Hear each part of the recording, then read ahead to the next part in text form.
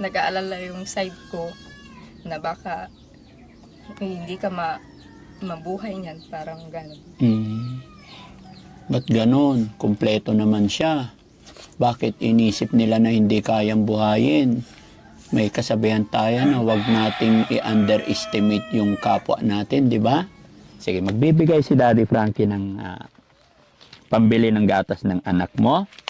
Maraming salamat po, Daddy Frankie. Walang- Malaking tulong po yan. Walang anuman. Bigay ako 5,000. 1, 2, 3, 4, 5,000. Sana makatulong sa iyong mga anak. Maraming salamat.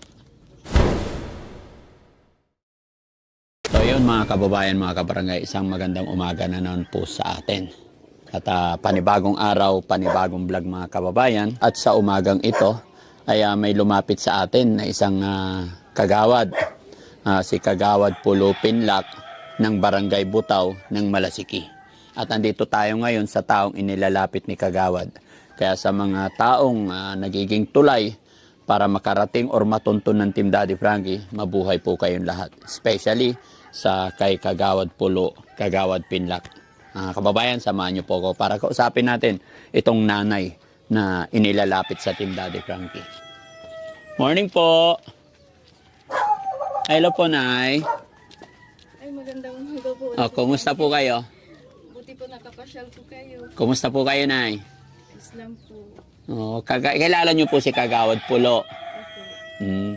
Sila po yung nag-message sa amin para ilapit kayo. Ay, maraming salamat po. Okay, pwede po ba akong pumasok? Daddy Frankie, pasok po. Ayan, magandang morning again. Ano po kayo maupo? Gira, asawa. Pasensya na. Okay lang. Sige, wag mo alala. Upo ka, ma'am. Upo po kayo. Ido pa. Upo muna po kayo, Daddy. Sige po. Siya asawa. Opo. Asawa nyo. Pangalan nyo, sir? Jerry Bolataw po. Tatay Jerry Bulataw. Kumusta naman si Tatay Jerry? Ayos lang po. Upo muna po kayo. Sige po, okay lang. Ano yan? Bakit parehas laki? Kambal? Kambal po sila. Okay. Ilang taon na sila? Isang taon po nung June. Kakaisang taon lang. Kayo po, pwede ba umpo kayo para makausap ko kayo ng maayos? Huwag niyo po kami alalahanin. Si tatay, upo ka, tay. Wala ba kayo upuan? Wala. Ito na lang. Ikaw na lang upo dito, tay. Yan. Tabi po kayo ni nanay. Thank you po. Bali, ilan na po anak ninyo? Kambal po, dalawa. Ito lang. Yan pa lang. So, ibig sabihin, first baby. Opo. Very lucky. No? Kasi bibihira po yung nabibiyayaan ng kambal. At sabi nila, swerte daw yan. No? Although lahat ng anak, blessing from our God. Diba? Pero diba, bihira magkaroon ng kambal. Kaya nasasabi kong blessing. Ano pangalan ni nanay? Ako po si Sandra po. Nanay Sandra. Opo. Ilang taon na po si nanay? 28 po. Bata pa. Kumusta ang buhay-buhay ninyo? Ito po. Mahirap. Pero nakakaraos naman po araw-araw. Pansin ko yung mga bata parang medyo payat sila. Okay ba yung health nila? Hindi naman po. Pero parang buwan-buwan nagkakasakit po sila. Parang sipon, ganun po. Minsan lagnat.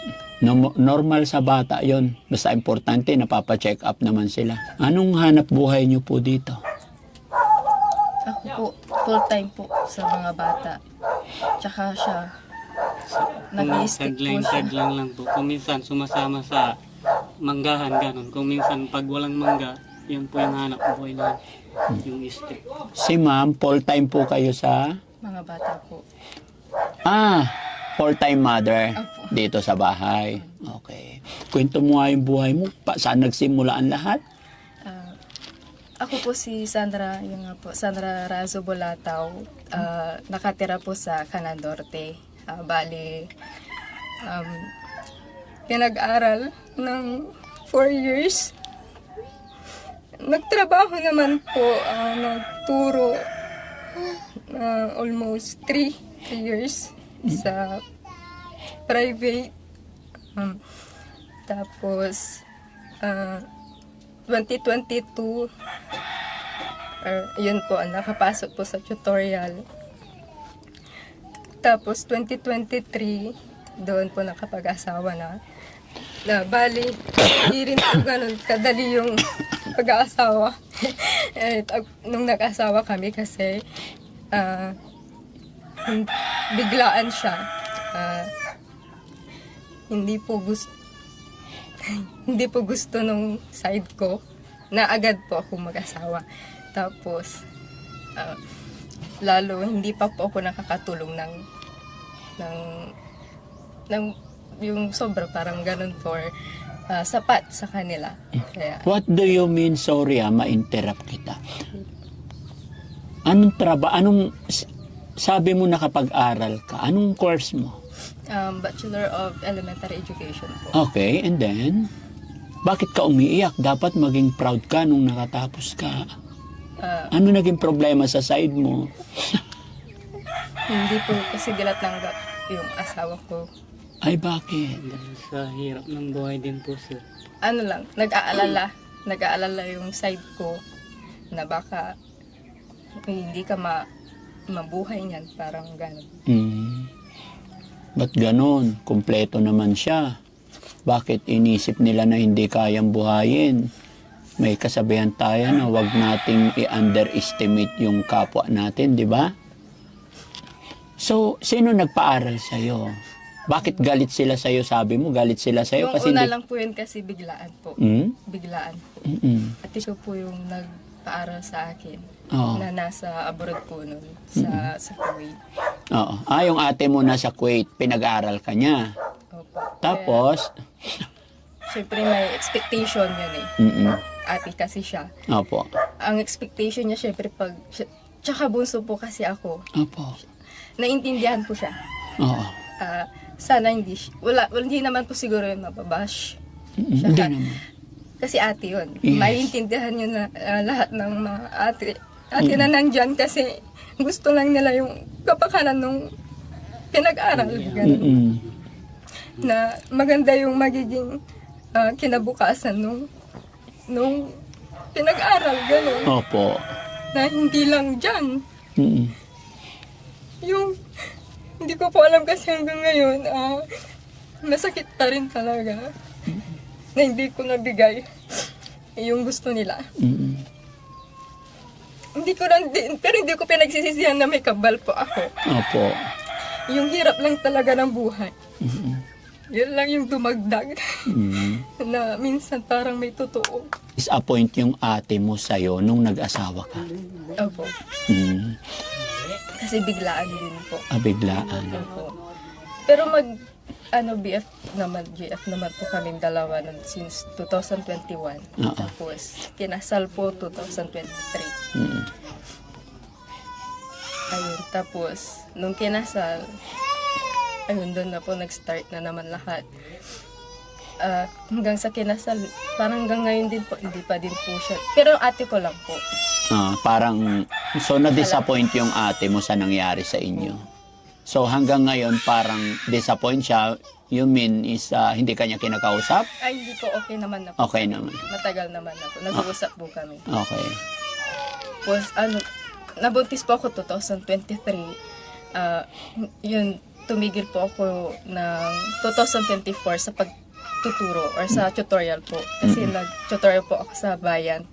2022 nga po kanina, nabanggit ko, nagtuturo po ako doon. Natapos po ako ng 2024. Opo, kasi kailangan kong itigil kasi medyo malaki na rin po yung tiyan ko noon. Ng April, ganun po. Tapos, ayun na. Tapos pinanganak ko po sila nung June 2024. Ano sabi ng ate mo ngayon? Nakikita nila yung sitwasyon mo. Minsan po galit. Nanay, tatay mo? Si mama ko na lang po. Nasa kanan sila. Nasa kanan. Ilan kayo magkakapatid pala? 6 po. Okay. Ngayon, hindi ka pwedeng magturo ulit? Pwede naman po. Oo. Kaso, hindi ko po maiwan yung dalawa. Wala po kasi mag-aalaga. Okay. Tsaka, hindi ko siya maikatiwala muna sa iba kasi bata pa. Lalo't dalawa. Opo, tsaka masakitin po sila eh. Takot po ako lalo na first time mom po. Hindi ko kayang pagkatiwala muna agad sa iba. Bakit mo nasabi kanina na minsan galit pa yung ate mo? Bakit daw? Yung nakikita niya po kasi yung sitwasyon ko rin po dito. Sa hirap ng buhay. Opo. Sa bagay, tama yung sinabi mo na hindi rin natin sila masisi. Kasi nung nasa abroad, pinag-aral ka. So, nagpursige para paaralin ka. 'Di ba? Parang medyo na-disappoint kasi sabi mo hindi pa totally natapos. Ay parang biglang nag-asawa at nagkaroon kayo ng anak. Tama ba? Hindi po totally nakatulong. Dahil doon. Opo. Pero nakatapos po. Nakatapos. Opo. Kaya po nakapagturo. Nakapagturo ka. Board passer ka na? Hindi pa po. Hindi pa. Bakit? What if itry mo kumuha para ay mag-exam Nasa plan naman po yun, Daddy Frankie. Yun nga lang po. Yung case po ng anak ko, mas inuuna po natin. Yes, sa bagay. So, sa nangyari sa'yo, alam kong matalino ka, may pinag-aralan ka. 'Di ba? Alam kong may plan ka about your family. Gaya ng sinabi mo kanina, nandyan na yan, at hindi mo pinagsisisihan na may kambal ka. Opo. At nandyan din naman yung asawa mo, hindi kanya pinapabayaan, no? So, siguro naging aral na rin to sa'yo. Bagamat gaya ng sinabi mo, hindi pinagsisisihan dahil ginusto at ginawa ninyo mag-asawa yan. Huh? Siyempre, sabi mo na-disappoint yung mga magulang mo, mga kapatid mo. Nakahingi ka na rin ng sorry sa kanila. Opo. Okay. Hindi po ulit ako ng sorry. Yes. Lalo kay ate. Yes. Mapapanood nila to at makikita at mararamdaman nila kung ano yung pinagdadaanan mong hirap ngayon. Pero hindi porket mahirap ang sitwasyon mo ngayon ay talo ka na, hindi. Umpisa pa lamang ito. Maaring ito yung mga pagsubok para makarating ka sa tagumpay. At para matulungan ka nila ulit, sabihin mo yung nararamdaman mo. Kung kinakailangan mag-sorry ka sa ate mo, unang-una sa ate mo, sa magulang mo, mapapanood nila to. Ito na yung chance mo. Kay ate ko, hindi ko na lang po babanggitin. Una sa lahat, maraming salamat kasi nag-aral mo ko. Malaking bagay yun, naging ama ko nga sa amin kasi namatay si Papa nga nung tas ikaw na yung tumayo bilang yun, parang tatay sa amin, lalo sa akin kasi pinag-aral mo ko. Maraming salamat. At sorry, alam mo na yun. Sorry sa lahat. Sorry sa disappointments.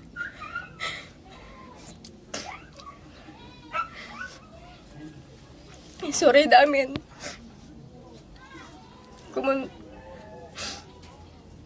natanggap mo kami lahat. Ako kakaroon niya agad-agad. Sa are-aro maagi. Pasensya kila. Si mama. Salamat ta. Agilay balbalik sa puso yo. Naraaragan insan siya. Okay. Na? Ganyan lang ang buhay. Bawat desisyon natin, minsan, hindi lahat ng desisyon natin ay nagtatagumpay. Lahat ng gusto natin. Pero hindi ibig sabihin ay talo na tayo, no? Parang sinusubok lang tayo ni God minsan.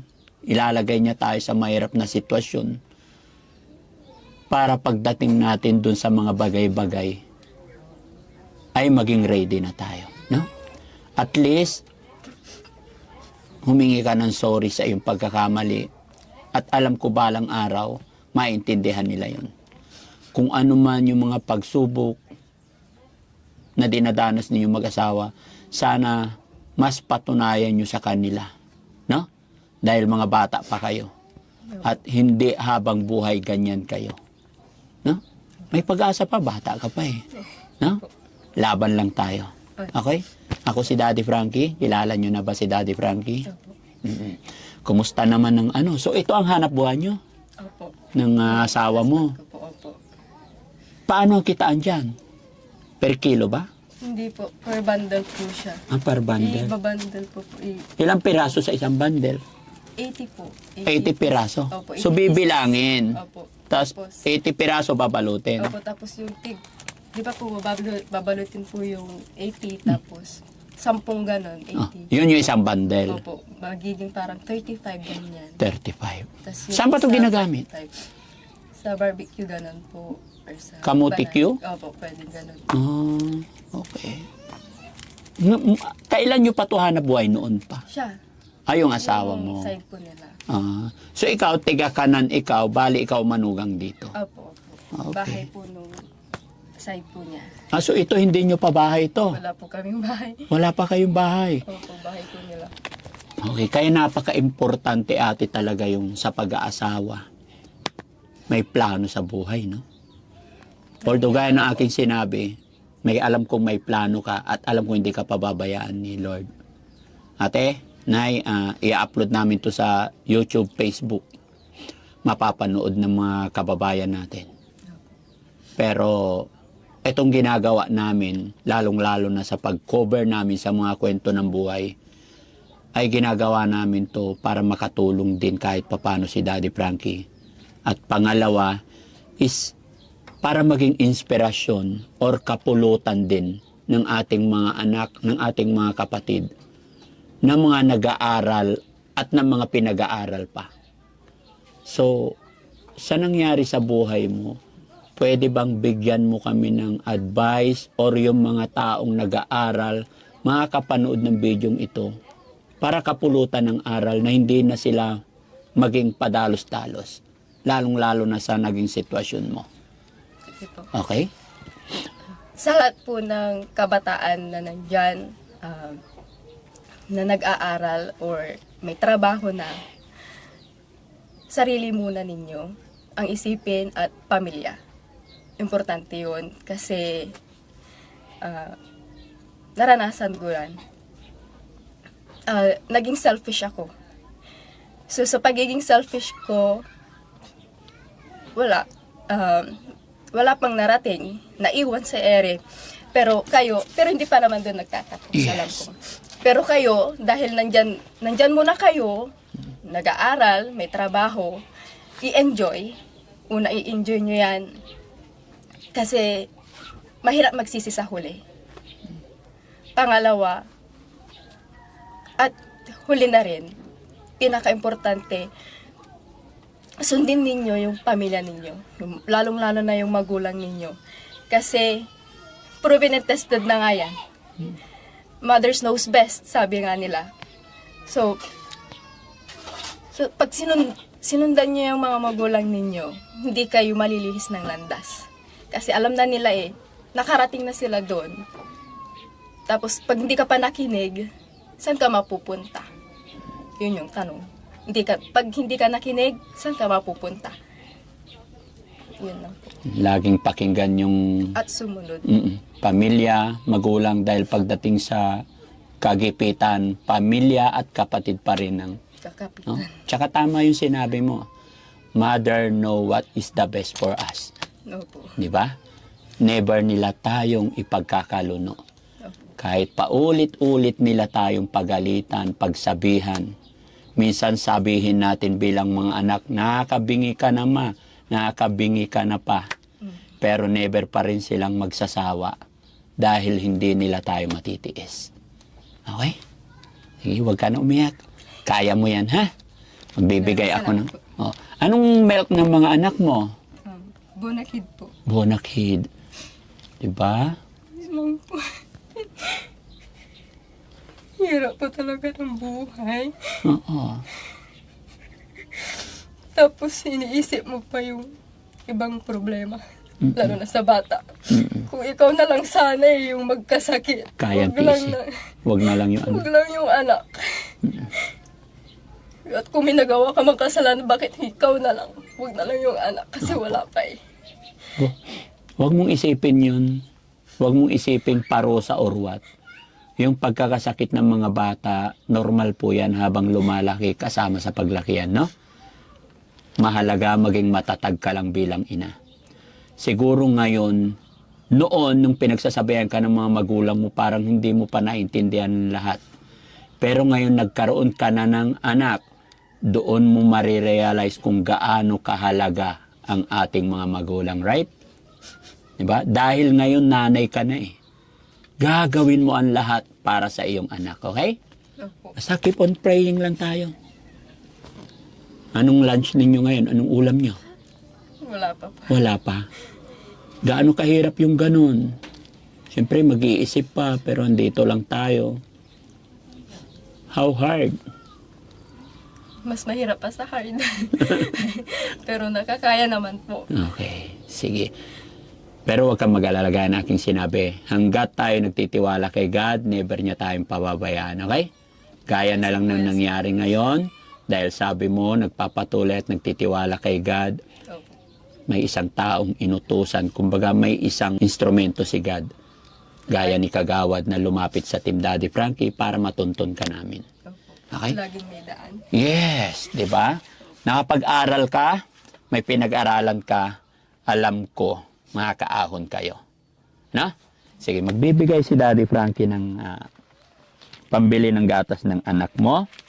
Maraming salamat po, Daddy Frankie. Walang- Malaking tulong po yan. Walang anuman. Bigay ako 5,000. 1, 2, 3, 4, 5,000. Sana makatulong sa iyong mga anak. Maraming salamat. Sobrang laking tulong po nito, Daddy Frankie. Hindi lang sa pang araw-araw na pamumuhay po namin. Kasi, alam niyo po, yung pera na to hindi, kahit hindi po namin pang araw-araw. Kasi may case nga po yung anak ko na, kukwento ko na po, Ano ba yung case niya? na congenital cataract. Ah, Na kung pwede yung 50 piso araw-araw iipon kasi wala kang peace of mind po, Daddy Frankie. Hindi pa po siya napapalaboratory yung last na binigay po na request. Hindi pa po namin nagpapalaboratory kasi wala po dito sa Pangasinan.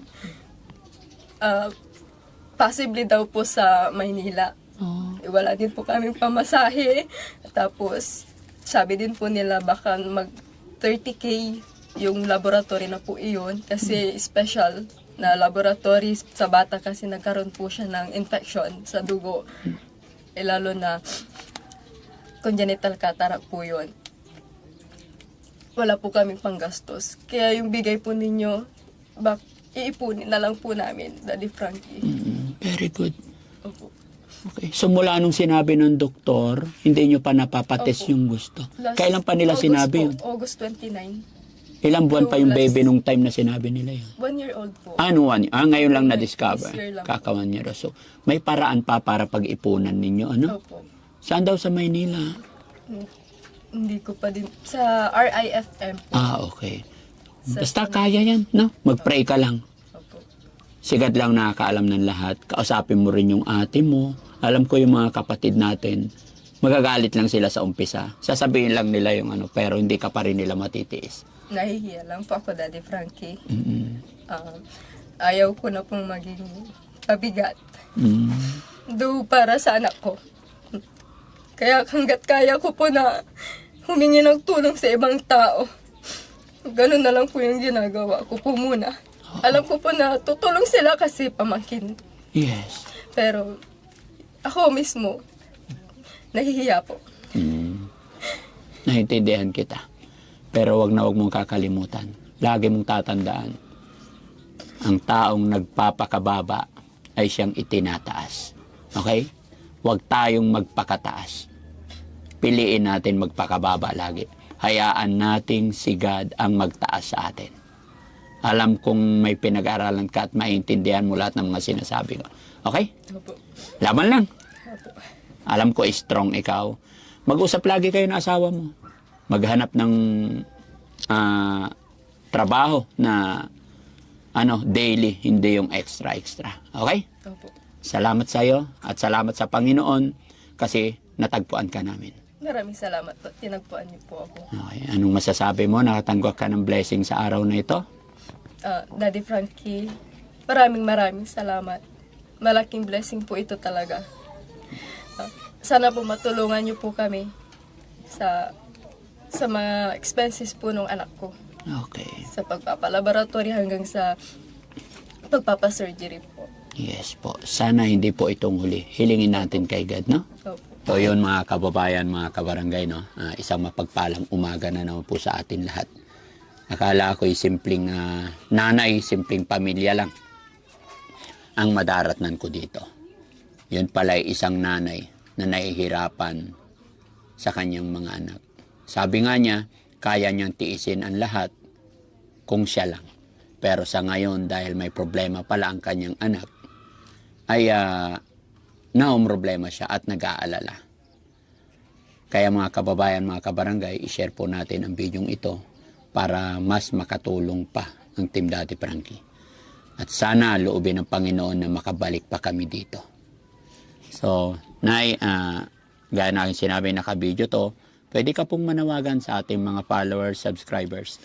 Baka sakali po may makapag-abot ng tulong sa iyong anak. Sa mga followers po at subscribers na mga nakasubscribe po kay Daddy Frankie. Ako nga po pala si Sandra Bulataw at ito po yung anak ko na si Kizaraya Bulataw. Narito po kami ngayon. Humihingi po ng tulong sa bawat isa sa inyo po. Sana mabigyan niyo po kami ng tulong dahil itong anak ko ay may karamdamang congenital cataract. Bale, kailangan po siyang i-surgery. Pero dahil wala pa po kaming magagastos or walang pera, yung mga laboratory po niya ay hindi pa po namin nauumpisahan. Yun lamang po. Okay. Sige, ate, basta huwag kang mawala ng pag-asa. Laban lang tayo, no? Okay. Hello, baby. Wawa naman, no? Pero wala pa siyang alam. No? Hello? Yun lang naman ang sinabi ng doktor na problema niya. Sa mata lang. Sa mata lang po. Okay. So yun mga kababayan, mga kabarangay, ako'y muling magpapasalamat sa inyong lahat dahil po sa inyong walang sawang pagsuporta, panunood ng videos at pag-share ng mga upload videos ng Team Daddy Frankie. Isa na naman pamilya ang naabutan natin ng kaunting tulong pinansyal. Alam kong hintoy hindi magiging sapat para sa kanila pero malaking bagay po pantawid, no? At sabi nga ni nanay ay itatabi na lang daw niya kasi kung sa pagkain kaya naman nilang isurvive, mas uunahin niya yung panggamot ng anak nila. At sana gabayan pa sila ni Lord para malagpasan yung mga pagsubok sa kanilang buhay, no? Shout out po sa ating mga kababayan OFW, mga kababayan natin nasa ibang bansa na walang sawang sumusuporta sa Team Daddy Frankie. Kabayan, kung isa kang nanonood ngayon at nagustuhan mo ang programang ginagawa ng Team Daddy Frankie, mangyari lamang po i-share ang bidyong ito para mas makatulong pa tayo. Maraming salamat. Magandang morning po sa atin lahat and God bless.